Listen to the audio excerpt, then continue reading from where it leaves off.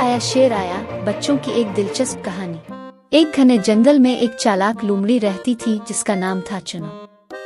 वो हमेशा दूसरे जानवरों को अपनी चालाकी से बेवकूफ बनाती थी। एक दिन चुनो को बहुत भूख लगी। इसने सोचा क्यों ना आज किसी बड़े जानवर को धोखा देकर खाना हासिल किया जाए।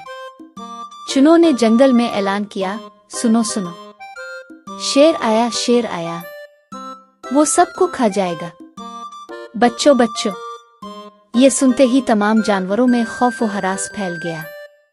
हिरन, खरगोश, बंदर और चिड़ियां सब आदेर अलिफादेर भागने लगे। चुनो खुश हो रही थी क्योंकि इसका मकसद सिर्फ ये था कि सब जानवर भाग जाएं और वो उनके छोड़े हुए फल और सब्जियां खा ले।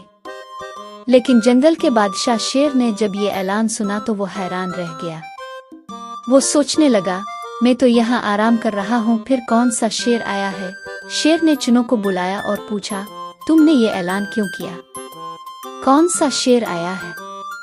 चुनो घबरा गई, लेकिन फिर जल्दी से एक नया जवाब घड़ लिया। इसने कहा, ए बादशाह, एक और शेर जंगल में दाखिल हुआ है और वो आपको चैलेंज दे रहा है। वो कहता है कि वो अब से ज्यादा ताकतवर है।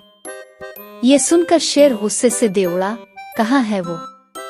मुझे इसे सबक सिखाना है। चुनो ने कहा, वो दरिया के किनारे खड़ा है, लेकिन होशियार रहें, वो बहुत खतरनाक है। शेर तेजी से दरिया की तरफ भागा। जब वो पानी के करीब पहुंचा तो इसने देखा कि पानी में एक और शेर गुर्राता हुआ खड़ा है। दरअसल वो शेर का अपना अक्स था, लेकिन शेर समझा कि यही उसका दुश्मन है। वो गुस्से में पानी में कूद गया और डूबने लगा। जब शेर पानी में गिरकर तड़पने लगा तो चुनो दूर से ये मंजर देखकर हंसने लगी। लेकिन अचानक एक अक्लमंद कछुआ वहां से गुजरा। इसने शेर को डूबते देखा तो फौरन इसकी मदद की। कछुए ने शेर को किनारे पर खींच लिया। शेर ने कहा, शुक्रिया दोस्त, मैंने अपने अक्स को दुश्मन समझ लिया था। कछुआ बोला, बादशाह, आपको चुनो लोमड़ी के जाल में फंस जाना चाहिए। वो हमेशा दूसरों को धोखा देती है। शेर को समझ आ गई। वो गुस्से से चुनो की तरफ बढ़ा। चुनो ने जब शेर को देखा तो वो कांपने लगी। शेर ने गरज कर कहा, तुमने झूठ बोला और सबको डराया।